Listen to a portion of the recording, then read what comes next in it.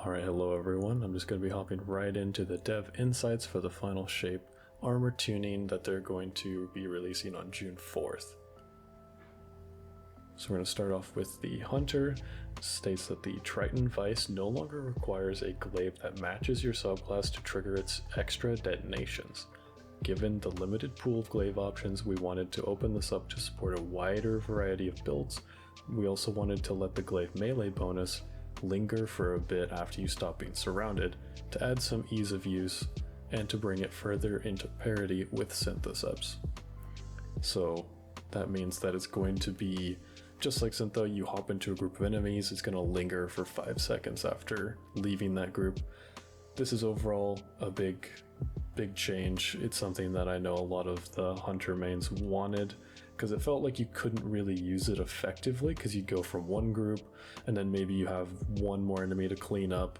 As soon as you kill that third enemy and you are no longer surrounded, you lose that buff. So that's going to be a very nice quality of life change. They're also adding glaive projectile final blows now always trigger a detonation that matches the glaive's damage type, even when the glaive does not match the equipped subclass.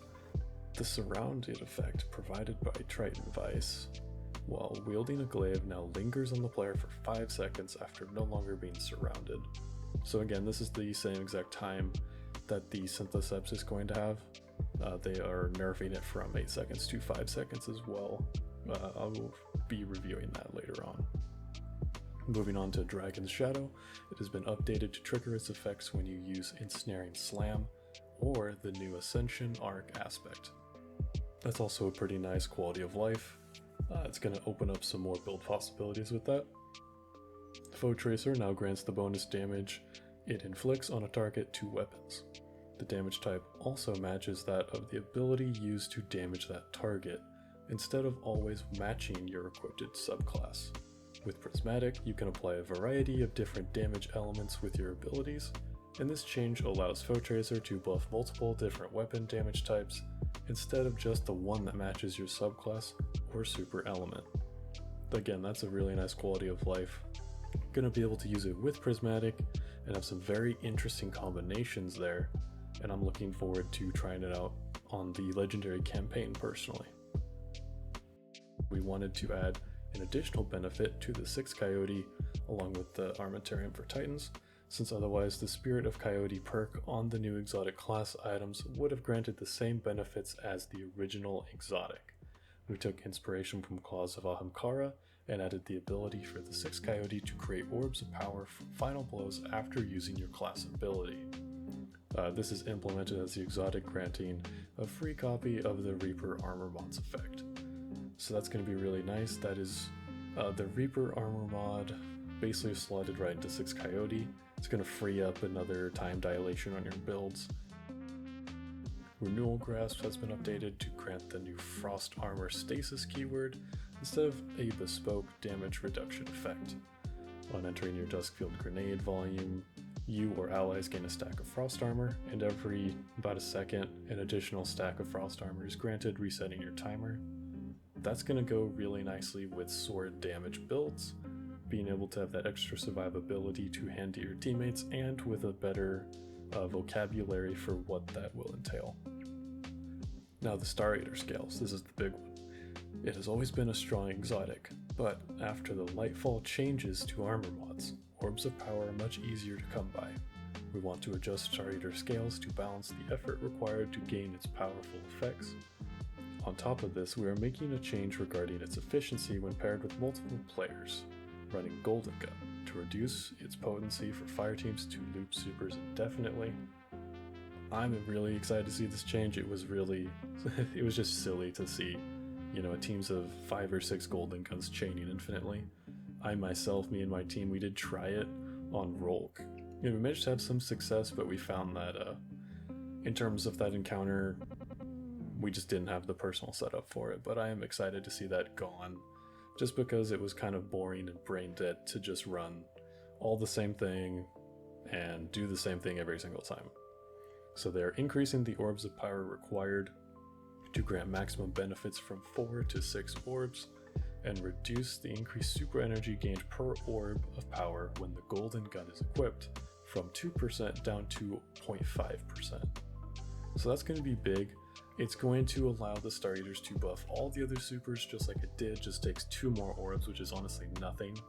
And then the Golden Gun only having the 0.5% on the overpower drop is going to help stop the spam that we saw with like 5 or 6 Golden Guns using Star Eater.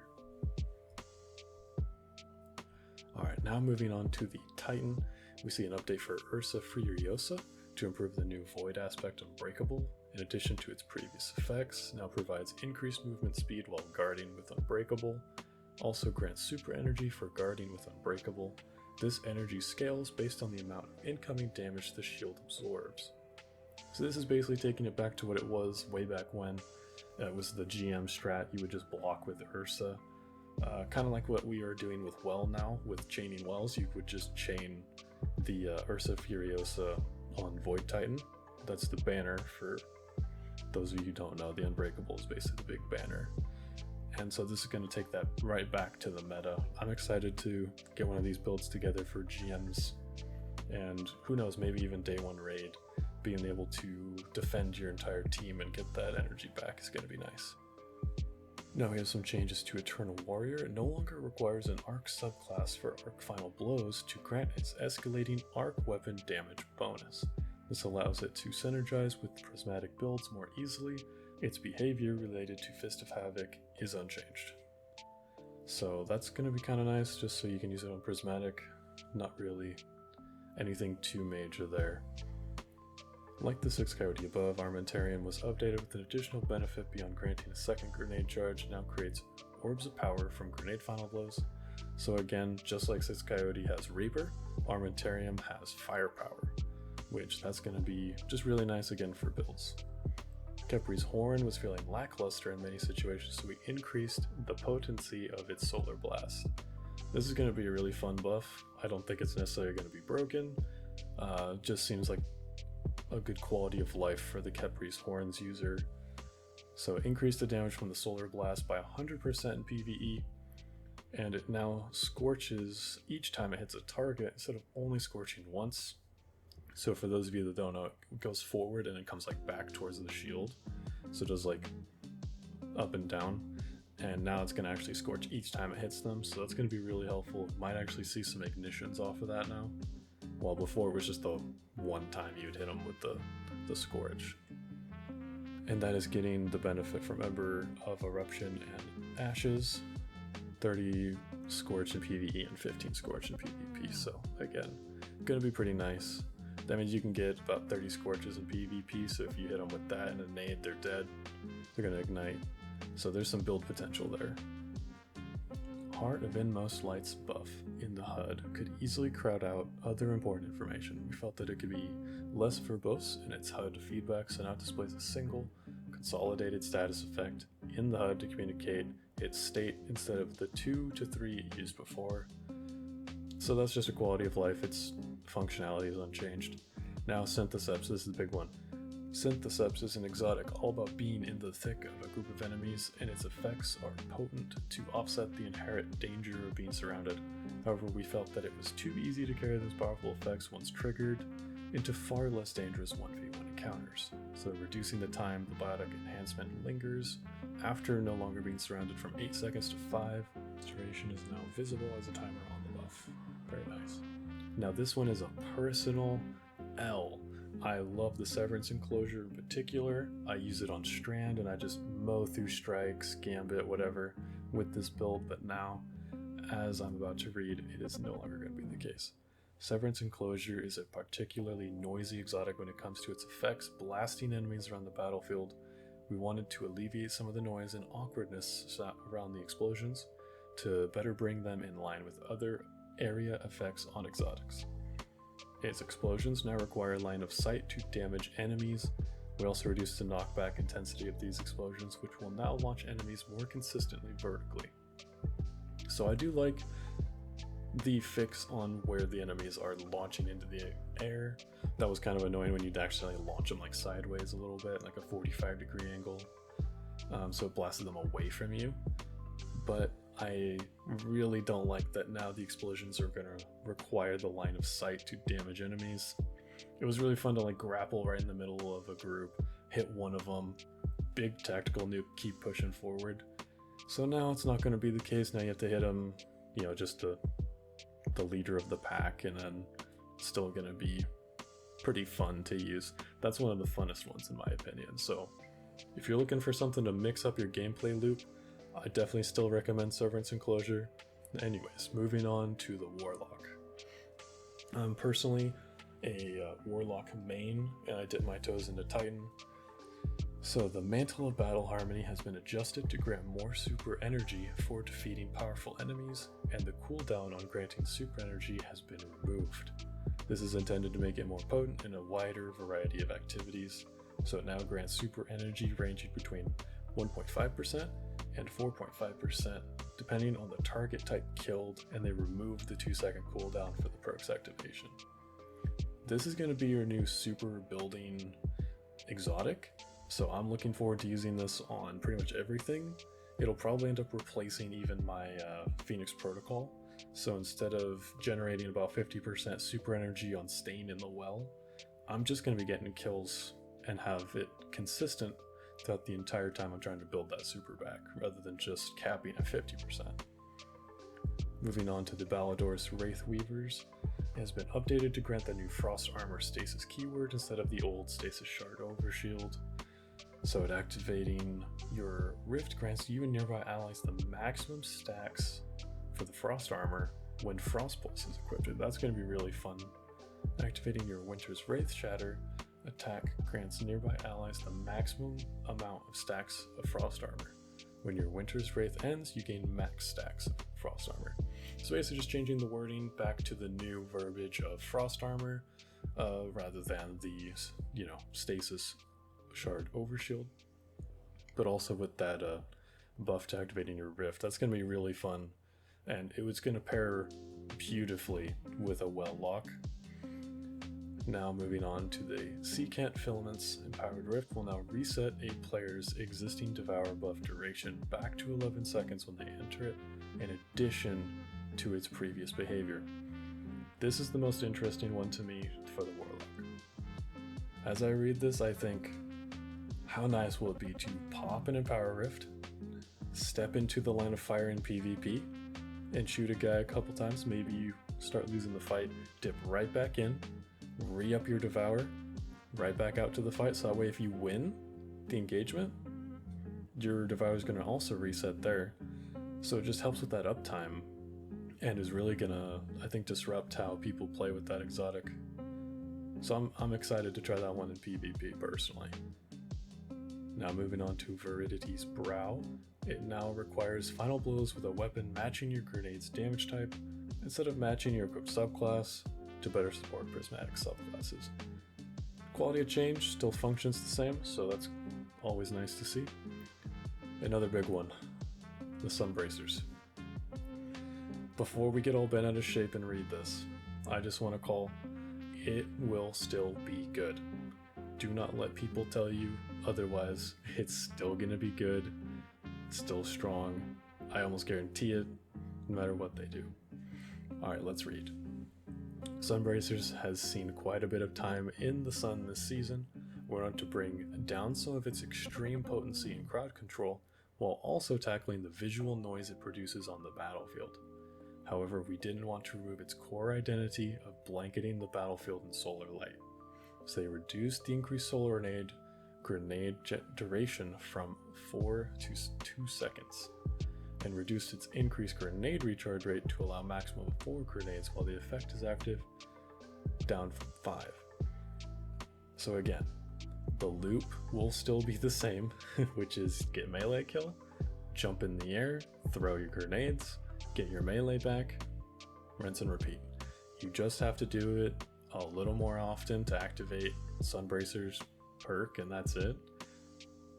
It's honestly not that bad. I was afraid they were going to touch the actual melee generation, which affected the loop, and make it so that you could not receive any melee energy while Sunbracer's grenades were active on the field, which I would have been fine with that, as well as this, honestly. Still solid, still one of the number ones in my slot coming into Final Shape. Now moving on to the last Warlock exotic. When multiple Warlocks use Xenotaph Mask on a single target, it resulted in far more heavy ammo than was healthy for the sandbox. It also pushed fire teams into all using the same build, which is more reductive than we would like. So multiple players using Xenotaph Mask can no longer trigger the effect on a single target.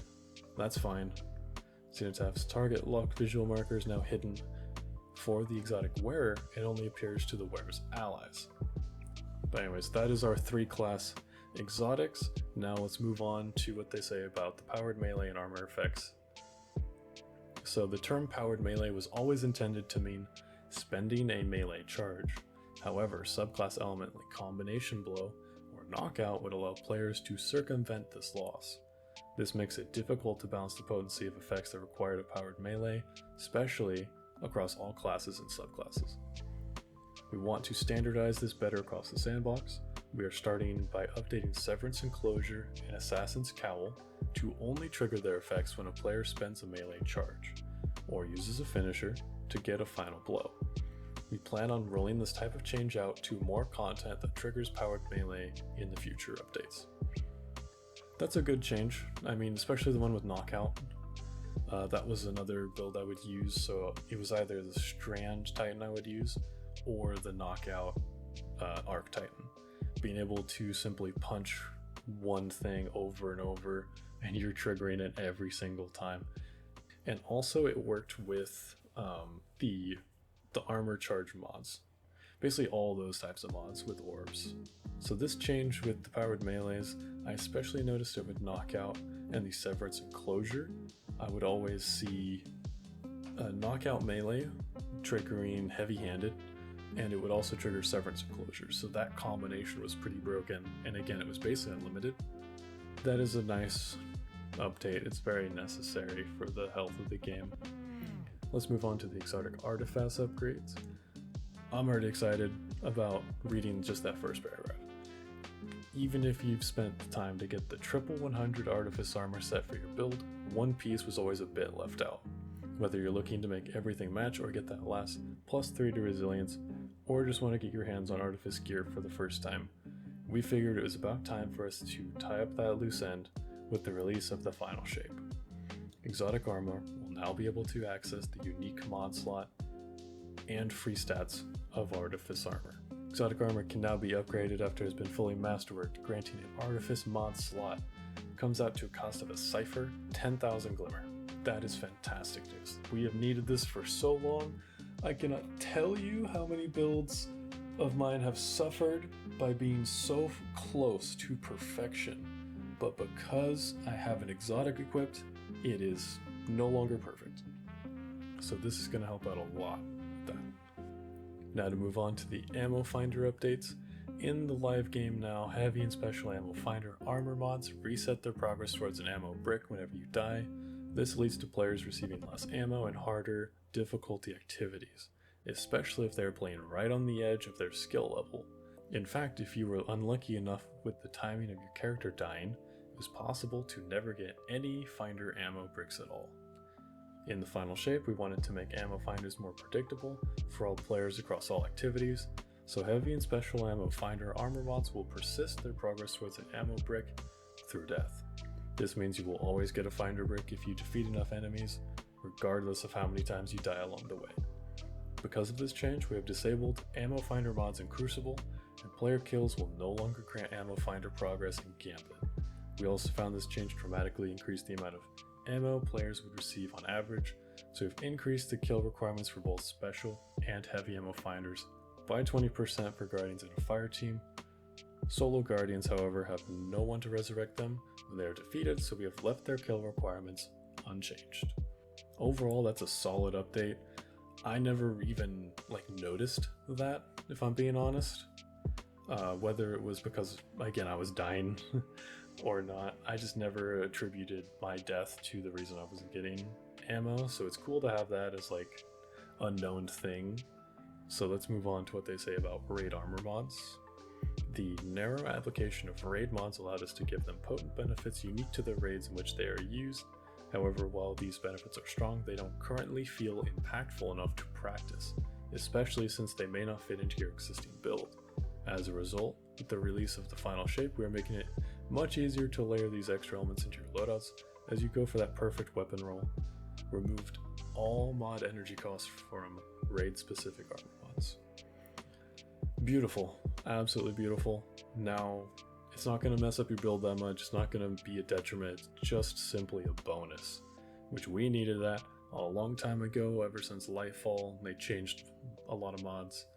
That's when we needed this update. So that's really, really nice. Whoever is at Bungie coming out with these updates is absolutely cooking, because I am in love with every single change. They're not destroying anything to the point of it being dead. It actually feels like balance, like across the boards, whether it's your Banner Titan, your Sunbracer Warlock, or your Hunters. The Triton finally getting some love. I'm in love with everything about this update. In their conclusion, that's everything we have for this update. They're excited to see these changes in final shape. We're listening to our feedback as we get some time with the new changes. I'm very excited. I can already tell you right now, I'm going to be hitting up a bunch of different builds. We're going to be streaming, we're going to be build crafting, we're going to be testing all this stuff in our Master Lost sectors and high-end content. Definitely going to be trying it out in the Final Shape Legendary campaign, as well as maybe some day one. We'll have to see if we can find anything broken enough that we can use it there, but not broken enough that they'll disable it. So thank you everybody for coming and tuning in for this quick little rundown on the Dev Insights. We're going to be making some different build videos when Final Shape comes out, as well as videos on what I'm personally going to be bringing in my loadouts for the Final Shape. And I'll catch you in the next one. And if you like, I'll kiss you.